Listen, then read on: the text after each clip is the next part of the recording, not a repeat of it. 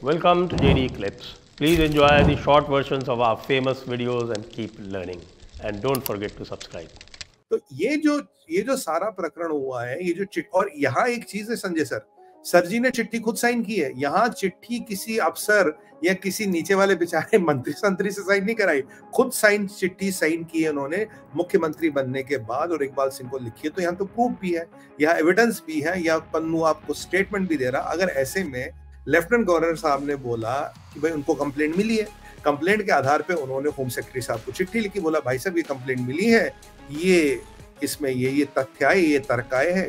क्योंकि अगर आप देखिए मीडिया पे तो हमने वो चिट्ठी, वो चेन ऑफ इवेंट्स और वो जो पन्नू का वीडियो तो हम डिस्कस कर चुके हैं। अगर ये बात आई है तो इसकी जांच होनी चाहिए, क्योंकि यहाँ तो विदेशी फंडिंग का मामला आ गया ना सर, यहाँ पाकिस्तान की फंडिंग का मामला आ गया, यहाँ आतंकवादी पैसे का मामला आ गया, यहाँ डीप स्टेट का मामला आ गया। तो अगर ऐसी कोई चीजें हुई, इसका तो बहुत जांच होनी चाहिए। और इनफैक्ट अगर आप देखिए जो सरजी पे 6-7 स्कैम आजकल चल रहे हैं, देखिए पहले तो एक्साइज वाला है, फिर ये डीटीसी वाला है, फिर ये मोहल्ला क्लिनिक वाला, फिर ये वक्फ बोर्ड वाला है, फिर इन पे एक और था, मैं अब तो नाम भी भूल गया कौन से, 5-7 स्कैम थे। जल बोर्ड वाला, सॉरी जल बोर्ड वाला, और एक आध और है। तो 6-7 स्कैम जो सामने बड़े आ रहे हैं। अगर आप टेक्निकली देखा जाए तो अगर इसमें सर पीएमएलए भी लग सकता है तो सीबीआई आएगी। अगर पैसा आया गया है कहीं बाहर से आया, बाहर पीएमएलए में तो ईडी हो गया, तो इसमें सीबीआई भी हो जाएगा। अगर पैसा बाहर आया गया तो एनआईए भी होगा, और इकोनॉमिक ऑफेंसेस विंग।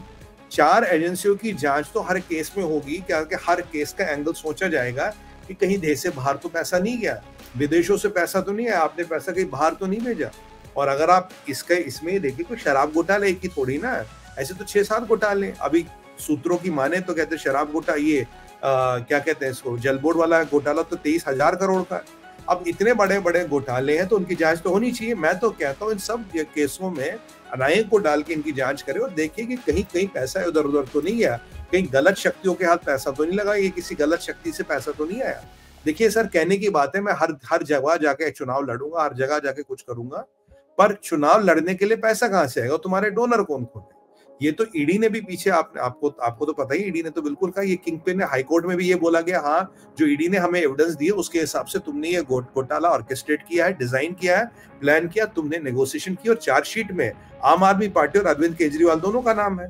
तो अगर अब एक आध चीज में उन्हें बेल मिल भी जाती है तो फिर दूसरी एजेंसी भी तो ऑब्जेक्ट कर सकती है, फिर तीसरी एजेंसी ऑब्जेक्ट कर सकती है, उनका भी मुकदमा चलेगा। फिर घोटाले भी 6-7 है, फिर सब में 2-2, 3-3 एजेंसियां जाएंगी, तो इमरान खान वाला हाल हो जाएगा, तो कुरैशी वाला हाल हो जाएगा। अभी छूटे, इस केस में बेल मिल गई, इस केस में फिर अंदर कर दिया, इस केस में निकल आए, इस केस में फिर अंदर गए। तो ये तो हमने पाकिस्तान में प्रकरण होते हुए देखा है। बट अगर मुख्यमंत्री होते हुए आपने ऐसे काम किए हैं तो तब तो आपको बेल मिल ही नहीं सकता, क्योंकि आप जाके एविडेंस को डिस्ट्रॉय करोगे, आप जाके लोग को इन्फ्लुएंस करोगे, और आप अपने जो भी आपने क्राइम या जो आपकी एक्टिविटी रही उनको कवर करने की कोशिश करोगे। ये तो फंडामेंटल्स है ना, बेल मिलने में तो यह क्राइटेरिया आपको मानना पड़ता है।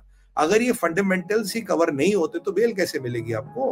और कब तक आप दिल्ली के मुख्यमंत्री बने रहेंगे तिहाड़ जेल में बैठ के? सवाल तो ये भी आएगा, कब तक आप चलाते रहेंगे? पीछे आपने देखा एमसीडी के स्कूल वालों को कॉपी किताबें नहीं मिली, पेन कॉपियां नहीं मिली। जब मंत्री जी को बुलाया कोर्ट ने, बोला साहब मुख्यमंत्री जी से बात नहीं हुई, वो तो जेल में है।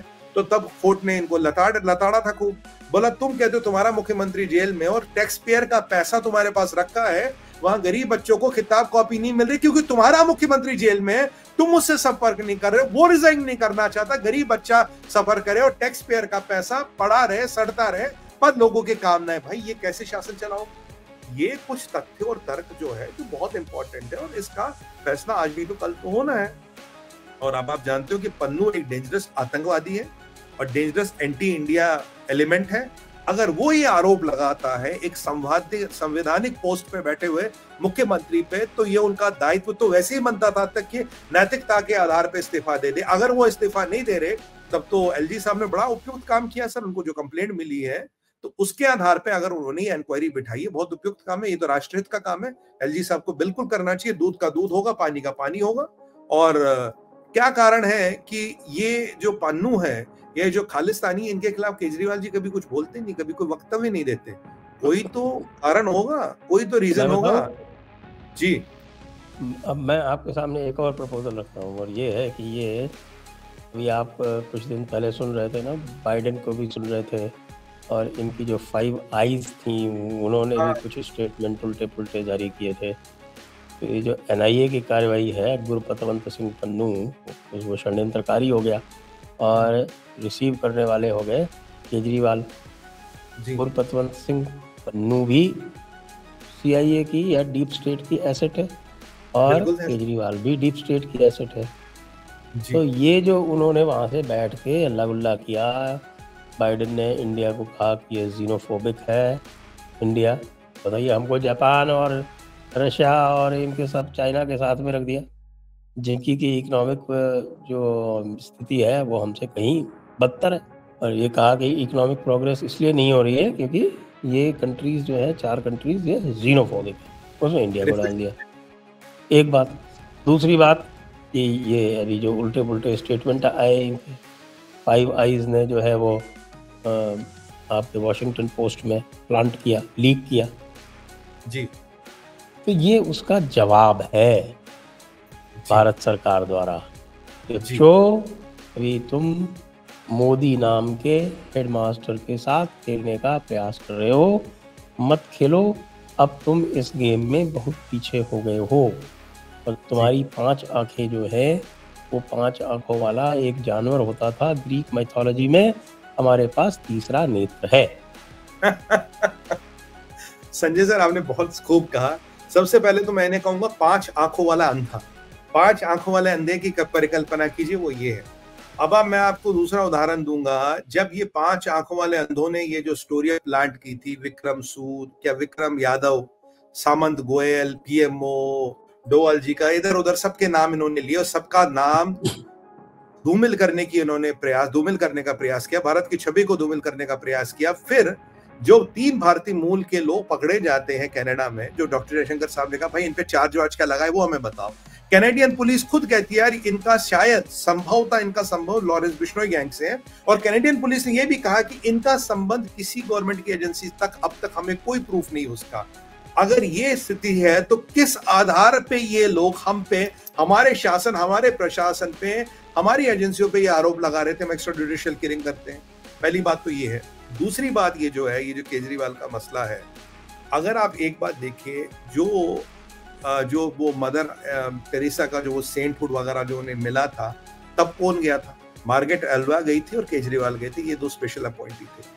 मार्गरेट एल्वा से लिए समझ आता वो क्रिश्चियन थी, तो इनको काहे को बुलाया थे, तो क्रिश्चियन भी नहीं है, ऐसा इनमें क्या विशेषता थी इनको उस चीज पे बुलाया गया था? पहली बात तो ये है।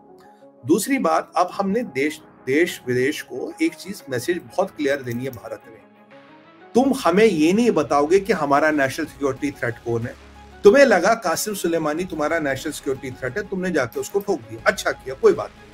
और तुम हमें ये डिक्टेशन नहीं दोगे कि नेशनल सिक्योरिटी थ्रेट कौन है, और इस मुगालते में बिल्कुल नहीं रहोगे कि अगर नेशनल सिक्योरिटी थ्रेट का पासपोर्ट अमेरिकन है या कैनेडियन है तो वो he is above the law. ये मुगालता और ये भ्रांति में ना रहिए। नेशनल सिक्योरिटी थ्रेट तुम्हारा है, you will deal with it. National security threat हमारा होगा, वी विल डील इट। तुम्हारे ये क्या कहते हैं, ये न्यूज़पेपर लीक्स करने से, ये स्टोरियां छापने से किसी को यहाँ कोई फर्क नहीं पड़ता।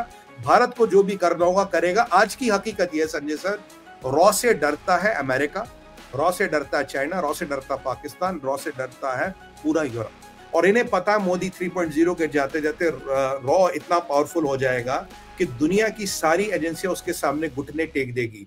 इसी रॉ को मोस्ट पावरफुल एजेंसी बनने से रोकने के लिए ये सब प्रकरण किया गया। और मोदी जी ने पीछे जवाब दिया, बोला कि भारत के दुश्मनों को घर में घुस के मारा जा रहा है, प्रेजेंट कंटिन्यूस मारा जा रहा है, मारा जाएगा नहीं, मारा जाएगा था नहीं, प्रेजेंट कंटिन्यूस मारा जा रहा है।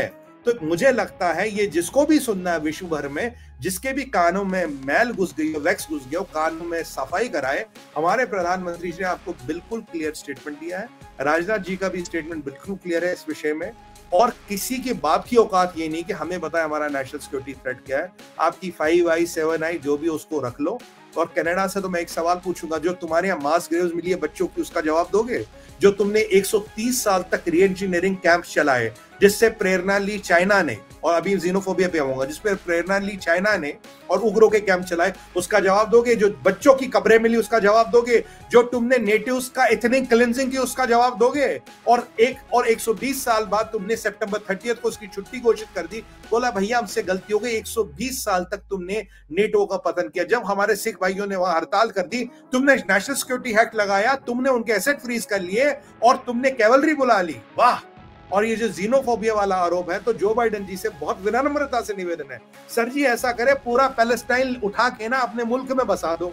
वैसे भी तुम्हारे मुल्क में 7.5 मिलियन 75 लाख लोग घुस गए, जिनका कोई नाम पता, पर्ची, कागज पत्रा नहीं है। उसमें आतंकवादी भी है, उसमें लैंड, उसमें ड्रग लॉर्ड्स भी, उसमें ड्रग पैडलर्स भी, उसमें रेशन माफिया भी, सारे घुस चुके हैं तुम्हारे यहाँ।